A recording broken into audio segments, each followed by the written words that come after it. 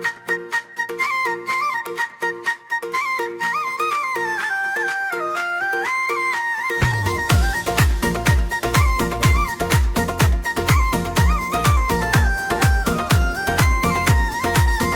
वाली ओ गजरा वाली तोर महकले हो गे मोला मया भारी।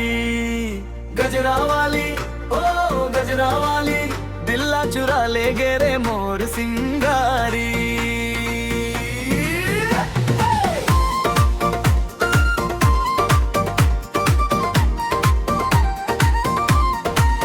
केस में गजरा आँखी में काजर चांद कस चमके तोर ये मुखड़ा। धीरे धीरे मुस्काए देवे धड़कन बढ़ जाते मोर दुगुना। तोर हंसी के जादू चल गे मोर मन के बगिया महका गे। दिन रात तोरे च सपना आवे माया के दिया मन में जरावे। गजरा वाली ओ गजरा वाली तोर महकले हो गे मोला माया भारी। गजरा वाली ओ गजरा वाली दिल्ला चुरा ले गे रे मोर सिंगारी।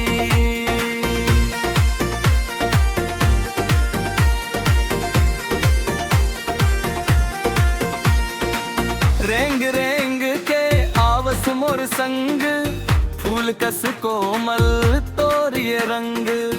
हाथ में हाथ धर ले मोर जुड़ जाही जन्म जन्म के संग। बहनिया के ओस कस चमके सांझा के सूरज कस दम के। तोर बिना बनी लागे मन मोर जिंदगी तोरे चले सज के। मोर दिल के रानी तोर नाम लिखे हवा सांस सांस में तोला बसाई रखे हवा। फूल के खुशबू कस संग रही वे माया के डोरी में तोला बांध रखे हवा। गजरा वाली ओ गजरा वाली तोर महकले